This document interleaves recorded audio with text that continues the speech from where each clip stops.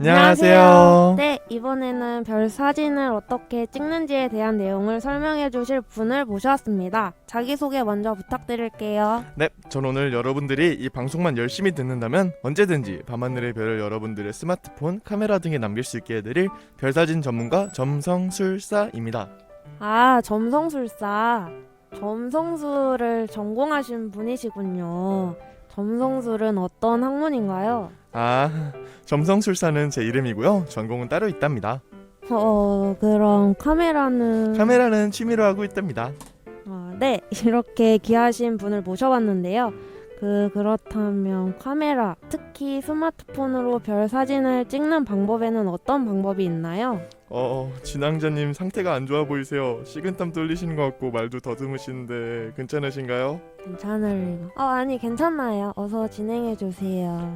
네, 그렇다면 먼저 여러분들이 별사진을 찍기 위해 망원경 혹은 카메라를 준비하실 수도 있겠지만 스마트폰으로도 괜찮은 별사진을 건질 수 있기 때문에 스마트폰으로 별사진을 찍는 방법에 대해서 말씀드릴게요. 그리고 이 팟캐스트를 들으실 때 시각적인 자료가 함께하길 원하신다면 인스타 아이디 서울시립천문대 카드뉴스 중에 카메라 먼지 닦기 프로젝트를 보시면 많은 도움이 될 거예요. 인스타그램에서 서울시립천문대를 들어가서 나오는 카드 뉴스들 중에 카메라 먼지 닦기 프로젝트라는 카드 뉴스를 보면 앞으로 설명드릴 내용에 관한 시각적인 자료를 받을 수 있다는 거군요. 너무 대놓고 홍보하니 민망하기 그지없네요. 그럼 안드로이드 폰부터 말씀해 주세요. 네, 안드로이드 폰은 카메라 프로 혹은 전문가 모드를 설정하시고 조절하시면 되는데요. 기본 카메라 어플에서도 찾을 수 있으며 원하신다면 다른 카메라 어플로 설정하셔도 됩니다. 하지만 iOS는 기본 카메라 어플 안에 전문가 모드가 없기 때문에 전문가 모드를 설정해 줄 수 있는 카메라 어플을 다운받아야 한답니다. 저는 개인적으로 무료 카메라 어플 중에 전문가 모드가 있는 어플로 어도비 라이트룸을 추천합니다. 그렇다면 전문가 모드는 왜 필요한 건가요? 그건 전문가 모드에서만 할 수 있는 카메라 설정이 있는데 그 설정들에 따라 별사진의 퀄리티가 어마어마하게 변하기 때문이에요. 그렇군요. 그렇다면 전문가 모드에서 어떤 설정을 하면 어떻게 바뀌는지에 대해서 알려주시겠어요? 네, 그럼 우선 진행자님도 스마트폰으로 카메라를 켜서 전문가 모드에 들어가 주시겠어요? 네, 지금 들어갔어요. 여러분들도 태블릿이나 컴퓨터로 팟캐스트를 시청하고 계셔서 옆에 놀고 있는 스마트폰이 있으시다면 스마트폰을 이용해서 따라해 보시는 걸 추천드립니다. 실전 연습.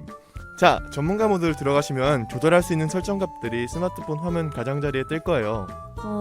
네, 화면 상단 하단에 뭔가 생겼어요.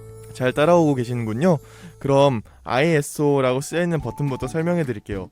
ISO는 ISO라고 읽는데요. ISO 값은 카메라가 얼마나 빛을 민감하게 받아들이는지를 나타내는 수치로 ISO 값이 높아지면 희미한 빛들로 민감하게 받아들여 화면이 더 밝아진답니다. 그렇군요. 그럼 옆에 있는 숫자로 표시되어 있는 버튼은 어떤 건가요? 이 버튼에는 카메라 셔터 모양이나 세컨드 혹은 10분의 1 이런 식의 숫자가 쓰여 있는데요. 그 버튼은 셔터 속도를 조절하는 버튼인데요. 앞서 말씀드린 ISO 버튼처럼 밝기를 조절할 수 있는 버튼이에요. 버튼에 쓰여있는 숫자가 셔터가 열려있는 시간인데요. 쉽게 말씀드리면 1이란 숫자가 적혀있으면 1초 동안 셔터가 열려있어 찰칵의 찰에서 칵까지 1초가 걸린다는 뜻이죠.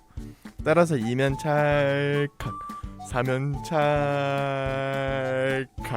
8이면 찰... 네, 이해했어요. 그만하셔도 될 것 같은데요. 16이면 찰... 저기요, 점성술사씨.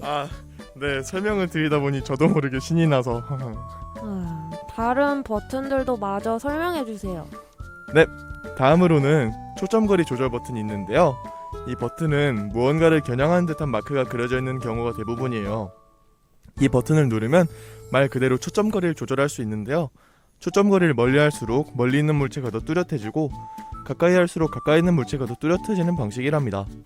별들은 무척 멀리 있기 때문에 거의 초점거리를 제일 멀리한 상태로 찍게 되실 거예요.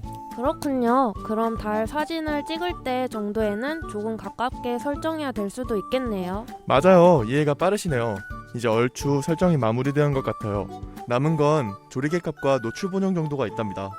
몇 개 안 남았네요. 마저 설명해주세요. 먼저 조리개 값부터 알려드릴게요. 조리개 값은 조리개를 연 정도를 나타내는 값인데요. 사람의 눈 안에 있는 동공을 생각하시면 이해하시기 편하실 거예요.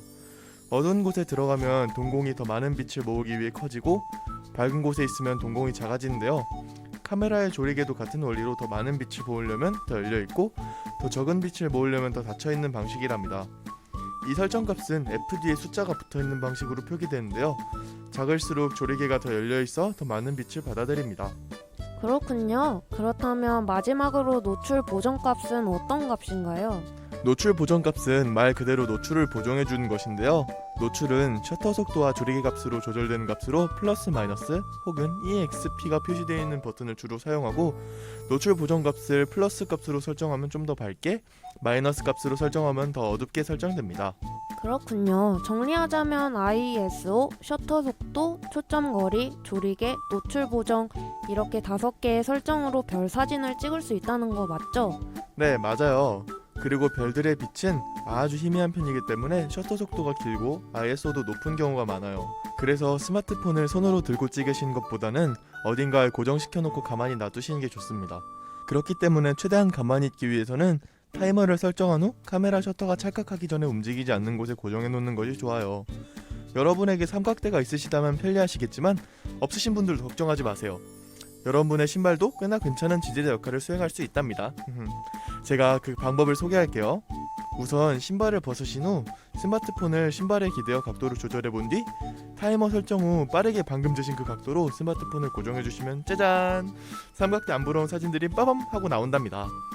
여러분들이 설정값들을 조정하는 방법은 여러 가지가 있는데요.